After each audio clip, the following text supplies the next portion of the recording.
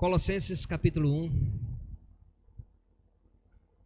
versículos 15 a 23. Cristo é supremo e suficiente em todas as coisas, por isso a igreja deve viver totalmente centrada nele, fundamentada nele, somente nele. É o que nós temos aprendido aqui em Colossenses. Este é a imagem do Deus invisível, o primogênito de toda a criação, pois nele foram criadas todas as coisas, nos céus e sobre a terra, as visíveis e as invisíveis, sejam tronos, ele reconciliasse consigo mesmo todas as coisas, quer sobre a terra, quer nos céus. E a vós outros também, que outrora éreis estranhos e inimigos no entendimento, pelas vossas obras malignas, agora, porém, vos reconciliou no corpo da sua carne, mediante a sua morte, para apresentar-vos perante ele santos, inculpáveis e irrepreensíveis. Se é que permaneceis na fé, alicerçados e firmes, não vos deixando afastar da esperança do evangelho que ouviste e que foi pregado a toda criatura debaixo do céu, e do qual eu, Paulo, me tornei ministro. Nesse texto que nós lemos, nós vemos que Cristo ele é supremo na criação, na redenção, na igreja. E por isso, somente ele é suficiente para reconciliar o homem com Deus. Ele é o único que pode fazer a reconciliação. Nós fomos separados pelo pecado. O pecado se constituiu como uma separação do homem e Deus, e Jesus Cristo é o único que pode fazer a reconciliação. O único. Ele não é um dos, mas ele é o único. E ele é suficiente. Então, nós vemos nesse texto aqui aquilo que a teologia, né, apresenta como um dos textos mais sublimes acerca do Senhor Jesus Cristo. Nós vemos aqui, na verdade, um decreto, né, acerca de quem é Jesus.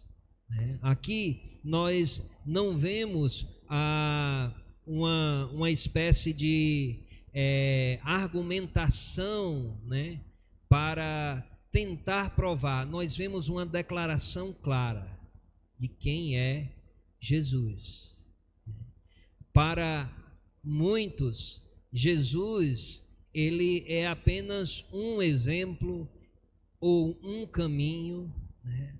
Muitas religiões rebaixam Cristo, né? Muitas seitas, até tidas como do grupo dos evangélicos, rebaixa a posição do Senhor Jesus Cristo.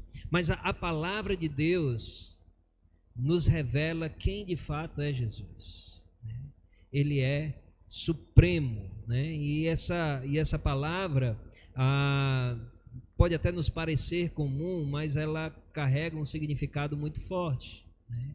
Porque coloca acima de tudo. A ideia de supremo, de soberano, né, é de inigualável. É que não tem nada que se aproxime à posição do Senhor Jesus Cristo. Ele é soberano sobre tudo. Então, nós vivemos nessa geração que constantemente tenta rebaixar Cristo. E o nosso cuidado é para que nós, não talvez na nossa profissão de fé, mas na nossa maneira de viver, nós também não estejamos rebaixando a soberania de Cristo. Muitas vezes nós nos comportamos como se nós tivéssemos uma espécie de soberania sobre nós mesmos. Mas nós somos chamados já desde o início aqui a perceber que nada é comparado ao lugar de glória, de honra, de poder do nosso Senhor Jesus Cristo. Nem mesmo nós mesmos. Facilmente nós, como crentes, nós declaramos: Jesus é soberano, Jesus é supremo. Mas também facilmente, como pecadores, nós queremos nos assentar no trono do Senhor Jesus Cristo, no lugar de soberania dele.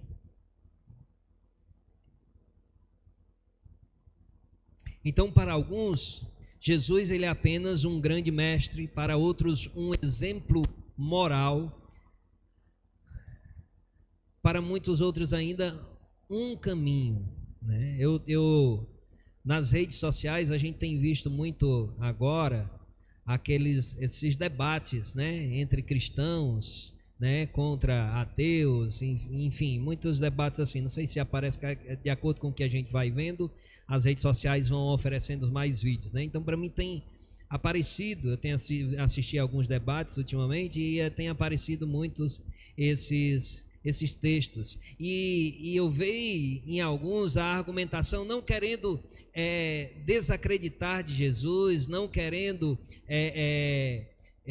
falar contra Jesus, mas de colocar Jesus apenas como mais um caminho, mais um que pode trazer a paz, né? E é isso que o mundo tenta fazer. O mundo tenta fazer isso. Mas a pergunta que nós podemos encontrar a resposta nesse texto é: quem é Jesus? E aí, queridos, quem é Jesus para você? Quem é Jesus Cristo na sua vida? Que lugar Jesus tem ocupado na sua vida, no seu coração? Como mencionei, nós declaramos com toda certeza, convicção e força: Jesus é Senhor, Jesus é soberano, Jesus é Salvador. Nós sabemos as verdades, né, absolutas acerca de Jesus. Mas aí eu pergunto, né? Lancei um desafio, né, na semana passada, em relação a uma postura diferente, em relação a uma vida digna do Senhor, durante essa semana. E aí eu pergunto: quem foi Jesus nessa semana que passou na sua vida? Aonde estava Jesus na sua vida? Jesus reinou, Jesus tem reinado, Jesus tem sido soberano na sua vida. Como foi a sua semana? E olhando para a soberania do Senhor Jesus Cristo, como Ele tem ocupado os espaços, os lugares na sua vida?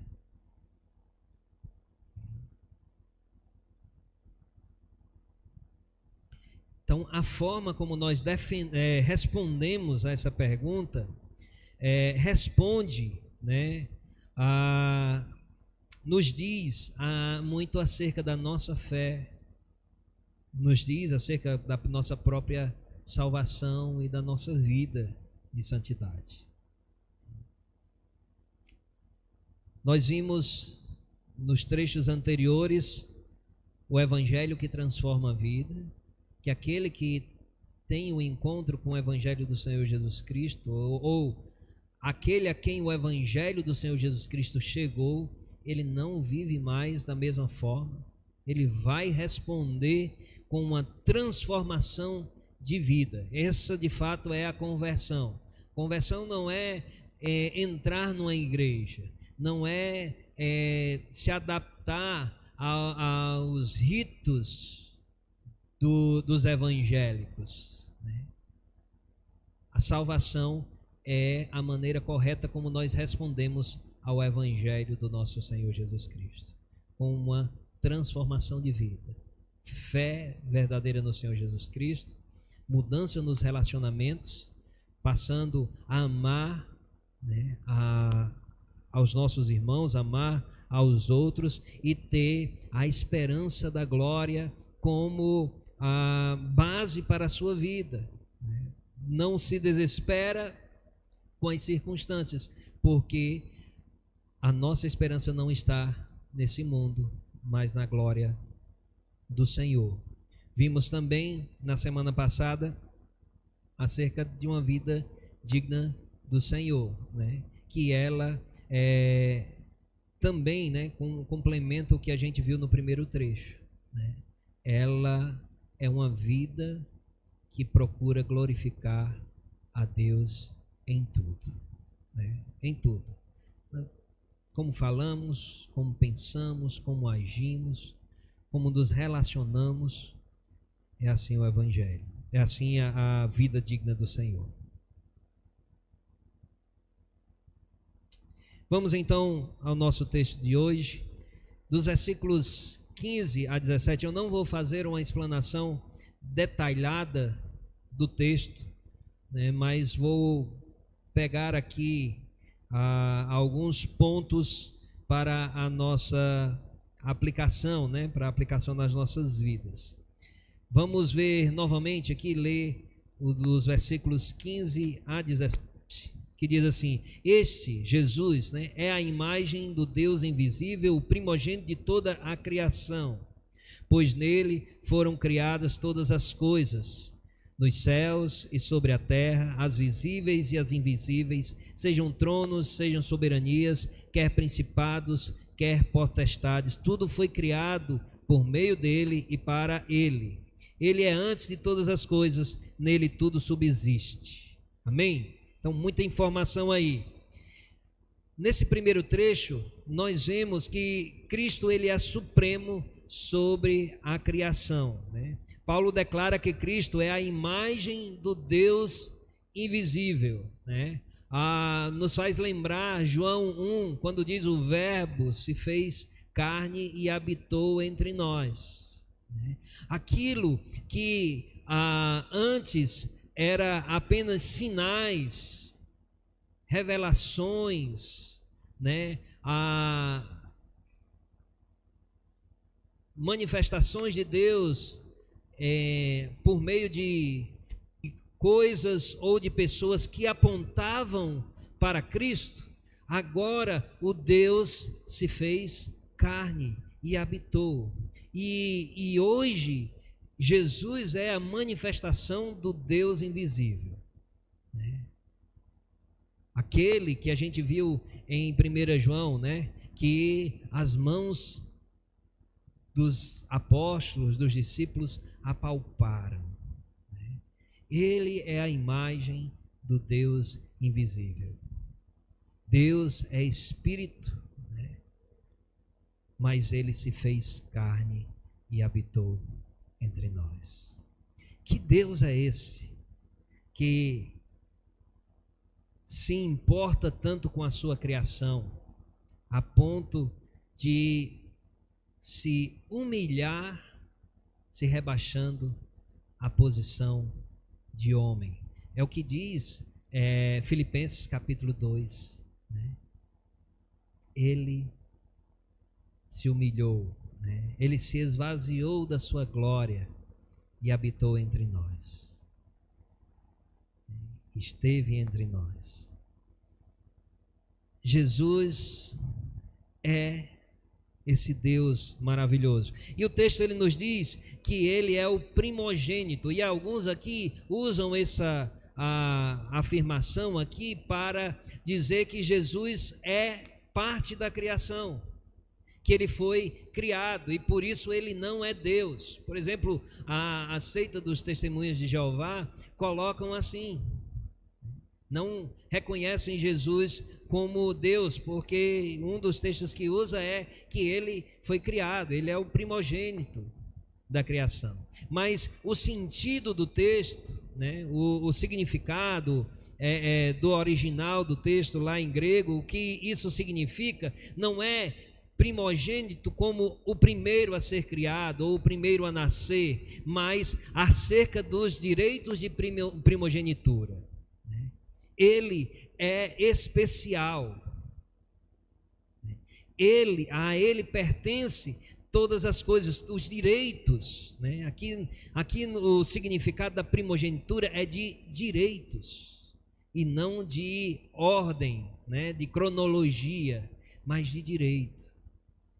O primogênito, ele tem os direitos, ele tem os privilégios, e é em Jesus, né? Em Jesus ele é isso. O significado olha, ele é o primogênito, né? Ele está acima de todos, está acima de todos. Todas as coisas foram criadas por meio dele, para ele, e nele subsiste. Isso mostra que Cristo não apenas participou da criação, mas é o centro e sustentador de tudo que existe. Alguns dizem que Deus criou todas as coisas e deixou aí. Alguns afirmam isso, né? Que Deus criou a terra, criou os seres humanos, mas entregou a si e não tem nada mais a ver. Isso não é verdade. O Senhor é o Criador e o sustentador de todas as coisas. Jesus, ele participou da criação, né? E é nele que tudo subsiste. Nós vivemos e nos movemos nele. Sem ele, nada é possível. Sem ele, nada do que foi feito existiria. Então nós vemos aqui mais claramente acerca da soberania e da onipotência do nosso Senhor Jesus Cristo. Quando Paulo diz que Cristo é a imagem do Deus invisível, ele está afirmando que Jesus é a revelação perfeita de Deus, já falei aqui, né? Em João 14:9 diz: quem vê a Cristo vê o Pai.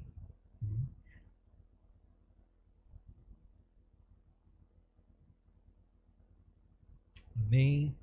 João 1:3, vamos lá, mais um texto para confirmar acerca de que ele é o Criador de todas as coisas.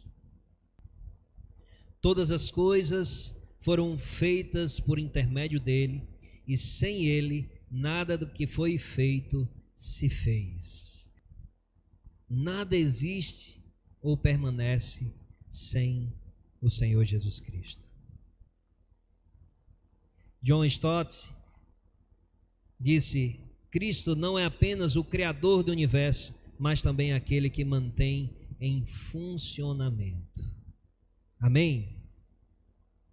Então nós precisamos ajustar a nossa visão sobre quem é Jesus. Ele não é apenas parte da nossa vida, ele é o Senhor de tudo. Nós temos reconhecido Cristo como soberano sobre todas as coisas, inclusive sobre as nossas vidas. Nossas decisões estão debaixo da soberania de Deus. Nós temos visto que tudo foi por Ele, por meio dele e para ele. Nossas vidas precisam ser exatamente da mesma forma. Mas como nós temos agido e como nós temos respondido diante da soberania do Senhor? Se tudo foi criado para ele, então nossa vida também deve ser vivida para ele. Renda cada área da sua vida ao senhorio de Cristo. Ele não deve ocupar um lugar, ele deve ocupar o primeiro lugar das nossas vidas. São afirmações repetidas para a gente, mas a gente precisa meditar e sermos sinceros e honestos, como nós temos vivido diante desses decretos acerca de Jesus Cristo.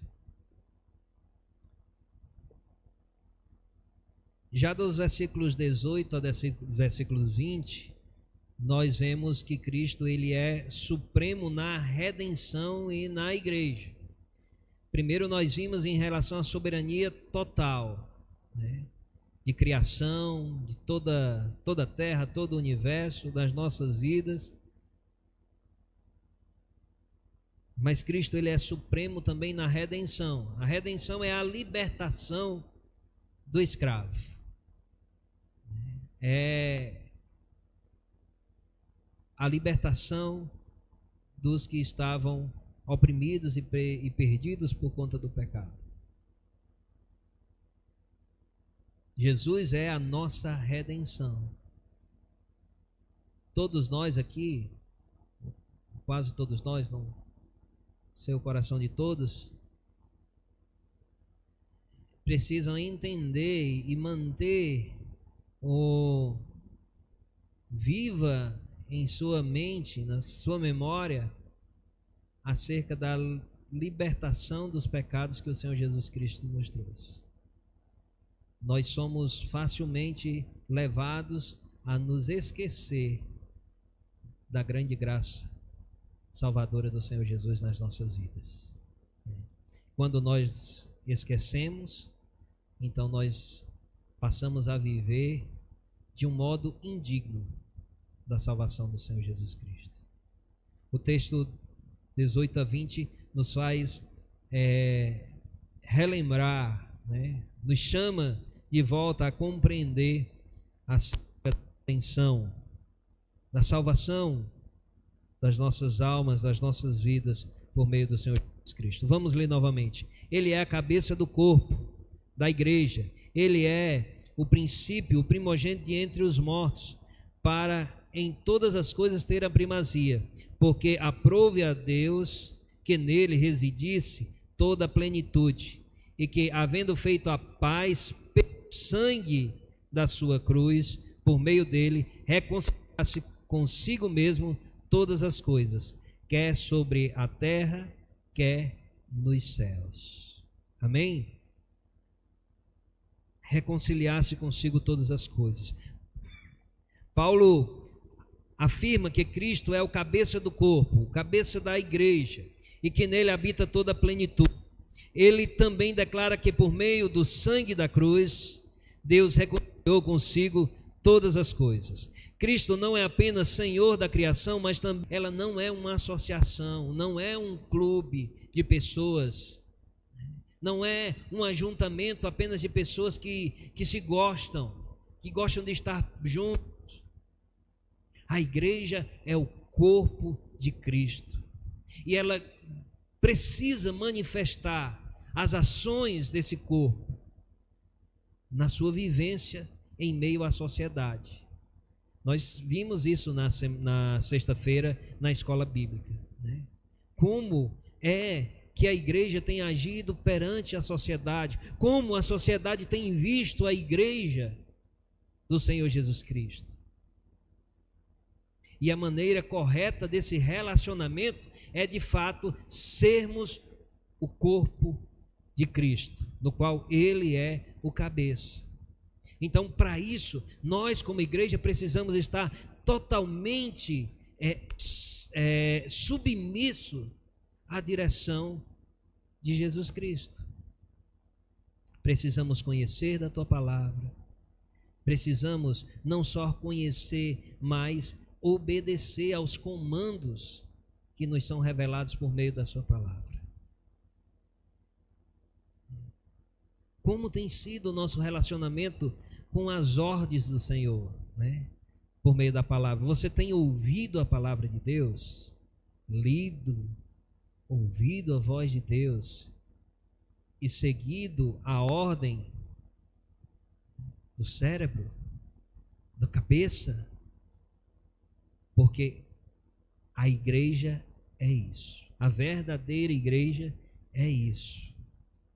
Efésios 1, 22 a 23 reforça que Cristo é o cabeça sobre todas as coisas para a igreja. Vamos ler o texto. E pôs todas as coisas debaixo dos pés, e para ser o cabeça sobre todas as coisas o deu à igreja, a qual é o seu corpo, a plenitude daquele que tudo enche em todas as coisas. Amém? Quando Paulo diz que toda a plenitude habita em Cristo, ele está afirmando que toda a natureza divina está nele. Cristo não é apenas algo parcial, né? Mas ele é plenamente Deus. Ele não é alguém que tem um poder de Deus, mas ele é Deus. O texto também nos fala de reconciliação. E a reconciliação, ela aponta para a obra da cruz.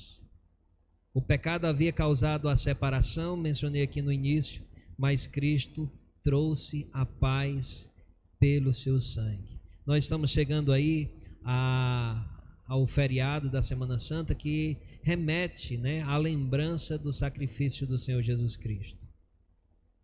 O mundo, ele lembra, né, apesar de muitas informações competirem com a verdade do Evangelho, mas o mundo fala, né? A gente tem visto, pelo menos nos últimos tempos, eles têm falado um pouco de Jesus no período da Páscoa. Mas nós não podemos fazer com que essa lembrança seja algo esporádico, de alguns momentos, mas ela precisa estar presente nas nossas vidas, porque ao reconhecermos a obra da cruz, é que nós teremos a gratidão verdadeira pelo que aconteceu nas nossas vidas. Quando nós não lembramos diariamente do que Jesus fez na cruz por nós nos tornamos ingratos. Quando nós reconhecemos o quão miseráveis pecadores nós éramos, que estávamos mortos nos nossos delitos e pecados, quando nós reconhecemos isso, mais gratos nós somos pela obra da cruz. E isso não se torna uma coisa genérica, né? Jesus morreu por todos, como se fosse algo as tentações. É reconhecer a obra de reconciliação na cruz do Calvário. Sem Jesus não haveria salvação para a minha vida. Eu não mereço, eu não merecia. E acredite, mesmo sem te conhecer, mesmo que eu não te conheça, eu tenho a certeza, você também não merece. Você não é bom ou boa o suficiente para merecer a salvação. Mas a graça de Deus se manifestou salvadora em Jesus Cristo, na cruz do Calvário. E esse texto nos faz lembrar isso, né? O que Jesus fez. Esse texto nos mostra quem é Jesus no seu poder e nos mostra quem é Jesus na sua ação.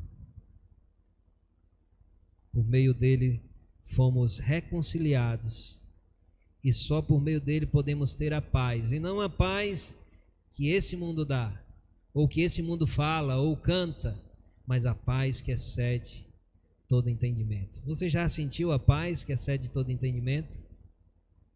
Eu experimento essa paz, que mesmo em meio a tribulações, a dificuldades, a lutas, a medo, ela toma o coração e nos traz alento. é a paz do Senhor Jesus. E isso só foi possível por meio que a sua salvação, porque a sua salvação já alcançou a minha e a sua vida. Amém? Você quer viver na paz do Senhor? A gente usa a paz até como um cumprimento. Mas a paz de Deus é bom demais. É bom demais. Sabe como diz lá o Salmo, né? Deito e pego no sono. Independente das tribulações, das lutas, dos medos, das doenças, das dores, deito e pego no sono, porque só tu fazes me repousar. Essa é a paz que Cristo dá, que o mundo não pode conhecer sem Ele, né? Só nele é que encontramos essa paz. Então a paz com Deus e a paz de Deus só é possível por meio do sacrifício de Cristo. Se Cristo é o cabeça da igreja, então ele tem que governar tudo.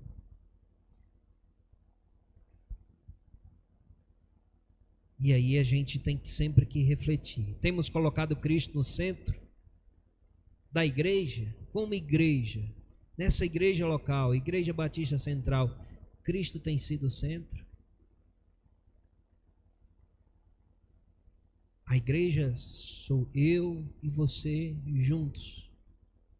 Ele tem sido o centro. Se temos pregado a Cristo com fidelidade, nós precisamos manter, perseverar nessa pregação. Mas não basta apenas a pregação. A nossa pregação também precisa ser a nossa vida. A nossa afirmação de que Cristo é o centro da igreja precisa ser a nossa vida.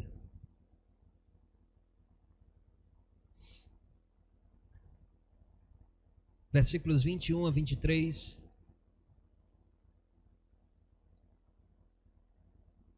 Ele vai falar mais acerca de que Cristo é suficiente para a reconciliação.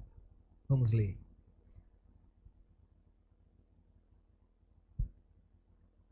E a vós outros também, que outrora erais estranhos e inimigos no entendimento pelas vossas obras malignas, agora, porém, vos reconciliou no corpo da sua carne, mediante a sua morte, para apresentar-vos perante ele santos, inculpáveis e irrepreensíveis.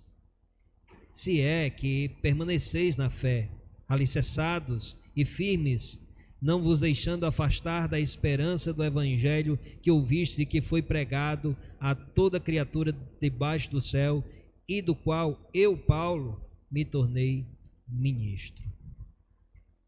Paulo lembra que antes éramos estranhos e inimigos. Eu já falei, eu não vou frisar aqui mais em cima desse texto. Mas agora nós somos reconciliados por meio da morte de Cristo, para sermos apresentados como? E aí é aquilo que eu perguntei no início, né? Diante do conhecimento, diante das informações ou desses decretos que nós vemos em Colossenses, a partir do versículo 15, como é que nós respondemos? Paulo ele nos diz como tem que ser essa resposta. Como é que tem que ser para que sejamos apresentados santos, inculpáveis e irrepreensíveis diante de Deus. Amém? Santos, viver de maneira santa, é claro, isso é ensinado, nós ensinamos para as nossas crianças, que santo não é aquela estátua, não é aquela imagem, mas a posição que ocupamos diante de Deus, separados por Deus, separados para Deus. viver em santidade. Nós não somos desse mundo, nós estamos nele, mas nós não somos dele. Se nós estamos vivendo de acordo com os padrões desse mundo, isso é uma clara evidência de que nós não somos santos, de que nós não somos de Cristo. Nós temos visto que o Evangelho do Senhor Jesus transforma, não é que pode transformar, ele transforma aquele a quem alcança. Se nós somos declarados crentes, cristãos, obrigatoriamente isso precisa ser mostrado em santidade. Santidade precisa ser visto pela própria igreja e pelos de fora. Opa, aquilo ali é diferente. Sua maneira de falar é diferente. Lembra lá de Pedro, né? Seu jeito te denuncia, você é um deles. Está impregnado. A pessoa, obra e manifestação de Cristo está impregnada nas nossas vidas. Nós não conseguimos nos misturar mais com o mundo, porque nós não somos o mundo. Estamos aqui, mas não somos o mundo. Somos santos, inculpáveis, não por causa dos nossos méritos ou da nossa capacidade de sermos perfeitos, mas por causa da justificação colocada sobre as nossas vidas, vinda do Senhor Jesus Cristo. Ele nos justificou. Nós fomos tornados justos, inculpáveis agora. A culpa não está mais como uma consequência para as nossas vidas, porque Jesus Cristo nos justificou. Glória ao nosso Senhor e Salvador Jesus Cristo, que nos torna inculpáveis. Amém? Isso é maravilhoso, irmãos. É maravilhoso.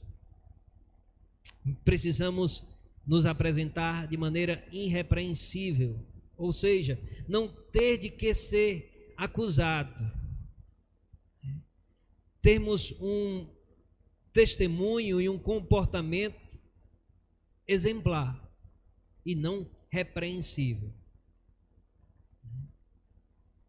Nós precisamos repreender o mundo, repreender as ações do mundo, e precisamos nos comportar de maneira irrepreensível diante de Deus, que engloba também a questão da santidade que nós já falamos.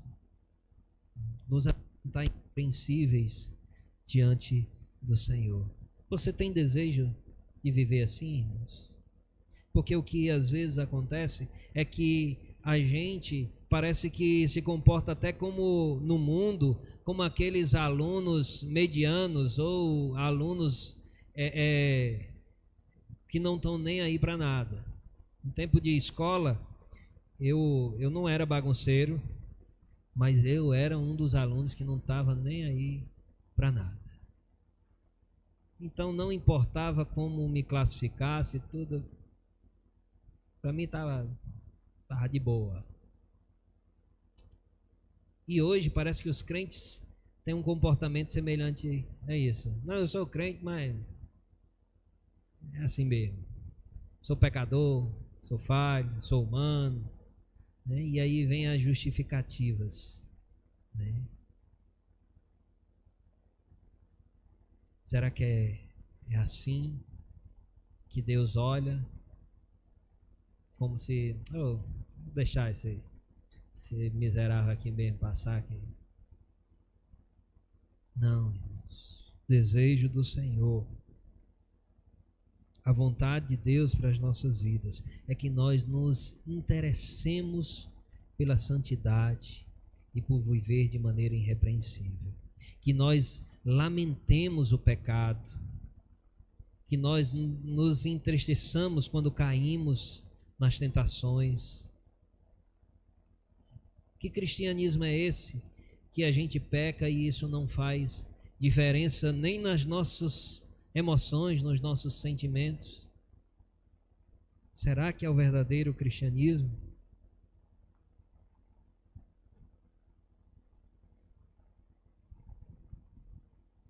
Outro texto que fala da reconciliação é Romanos 5:10.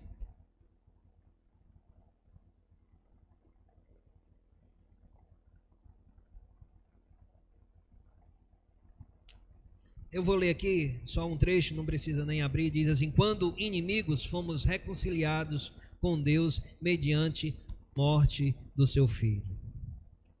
O objetivo dessa obra é nos apresentar juntos diante de Deus. Isso não significa que perfeição em nós mesmos, mas uma nova posição em Cristo. Paulo também destaca a necessidade de permanecer na fé. Versículo 23, né? Vamos ler também novamente 23. Se é que permaneceis na fé, alicerçados, firmes, não vos deixando afastar da esperança do evangelho que ouviste e que foi pregado a toda criatura debaixo do céu, e do qual eu, Paulo, me tornei ministro. A fé verdadeira, ela não é momentânea, ela é perseverante. E aqui a gente vê um pouco da questão da doutrina da perseverança dos santos. Nós perseveramos não é pelas nossas forças, é por aquilo que o Senhor Jesus Cristo nos fornece. Ele nos fornece tudo o que precisamos para perseverar até o fim. De uma maneira que o verdadeiro salvo, ele vai perseverar. Ele pode ter momentos de fraqueza, ele pode cair, mas ele não vai abandonar a fé. Ele vai permanecer. E aí a gente já falou aqui várias vezes, né, acerca de como isso se dá na prática. Como alguém que se diz salvo no Senhor Jesus Cristo se afasta e nunca mais volta. Porque nós pregamos a certeza de salvação, a segurança de salvação. Nós ensinamos isso. E às vezes as pessoas que não acreditam, né, entendem de maneira diferente acerca da salvação, ela vai dizer, não é como é que pode, o cara só vai dizer eu quero Jesus e aí pronto, está salvo, uma vez salvo, salvo para sempre, e pode fazer o que quiser que está salvo. Não. Aquele que está salvo, ele não vai ficar fazendo o que bem quer, porque ele vai se colocar debaixo da soberania do Senhor Jesus Cristo. Ele vai se importar com a obediência aos estatutos de Deus. Ele vai seguir a lei do Senhor. Esse é o verdadeiro salvo. Aquele que vem aqui apenas como um lugar para receber as bênçãos, para ser abençoado, mas que não responde com a sua vida de acordo com a salvação do Senhor Jesus Cristo, esse não é um salvo. Esse não está perseverando. E Paulo, ele diz aqui, olha, se vocês são salvos, se é que vocês têm a fé salvadora, vocês vão permanecer. Vocês vão viver em lutas, batalhas. Talvez vá ter situações difíceis de tropeços, mas jamais abandonará a fé salvadora no nosso Senhor Jesus Cristo. A fé salvadora é aquela que permanece firme até o fim. Amém?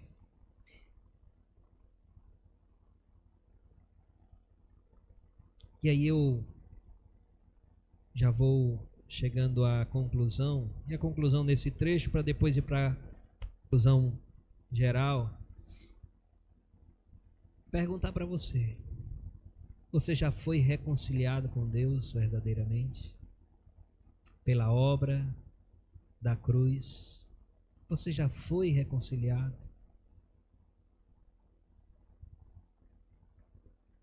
Crê em Jesus como Senhor e Salvador?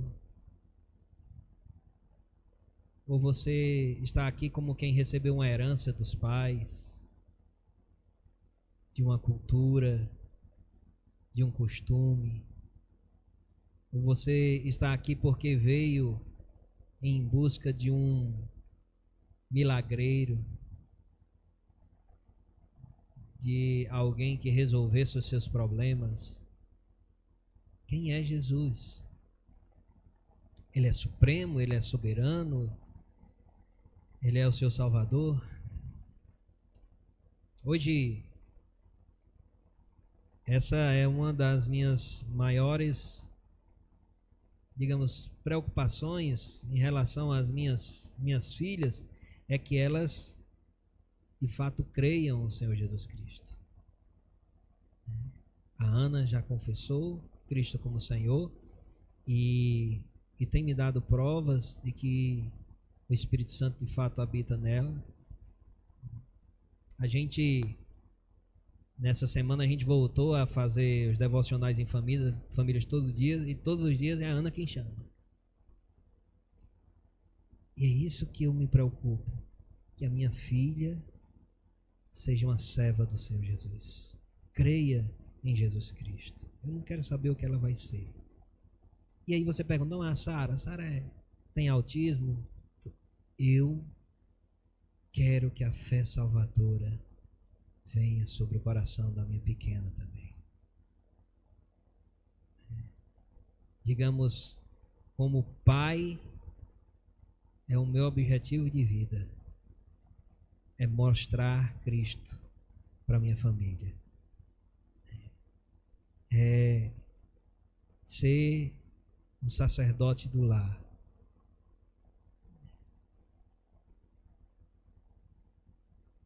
Eu quero ver isso na minha igreja também. Minha não como minha, mas na igreja em que eu faço parte. De ver em cada irmão a manifestação clara da salvação do Senhor Jesus Cristo, sendo mostrada com frutos dignos de arrependimento.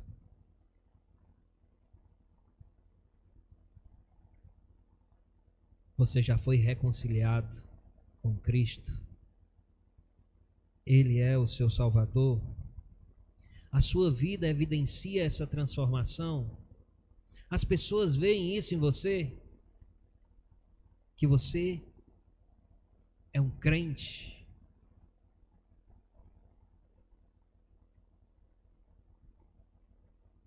Você tem permanecido firme, meu irmão?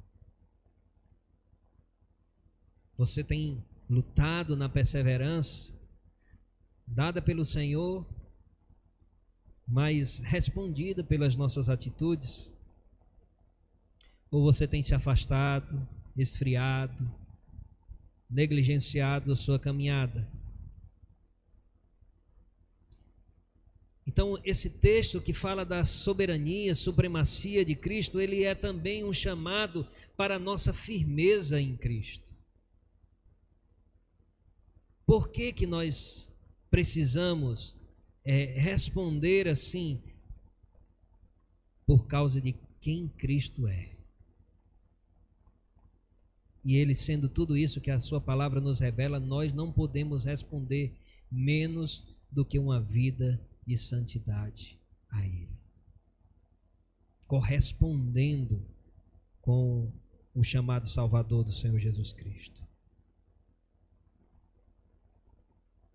Se Cristo te reconciliou, viva como um reconciliado. Permaneça nele, firme na fé, sem se afastar, sem esfriar, mantendo viva a esperança do Evangelho. E eu concluo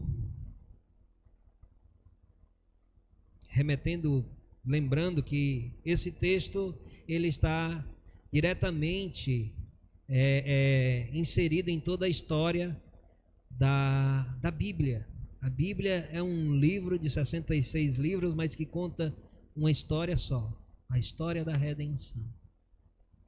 redenção em Jesus Cristo. E nós falamos muito aqui hoje justamente sobre isso.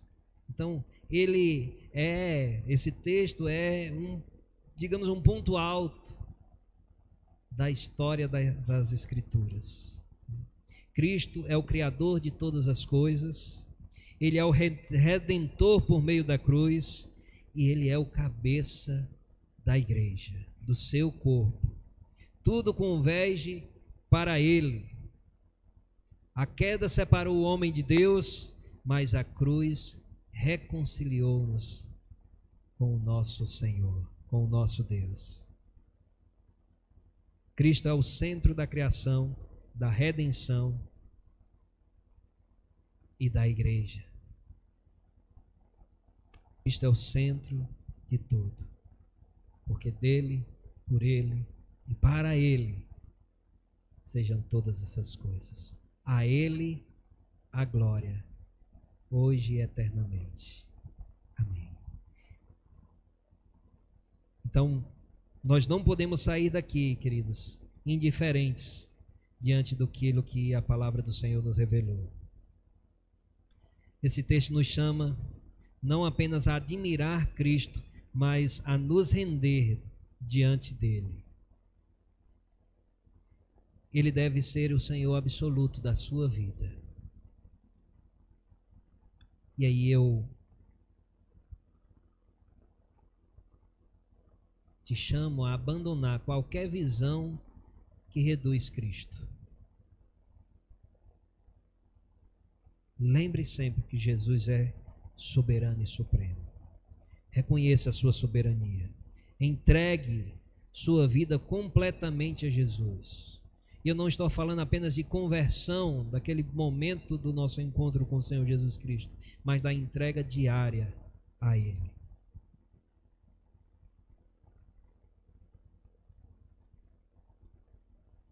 Que nós possamos viver do modo digno do Senhor Jesus Cristo e agora fundamentados em quem é Jesus.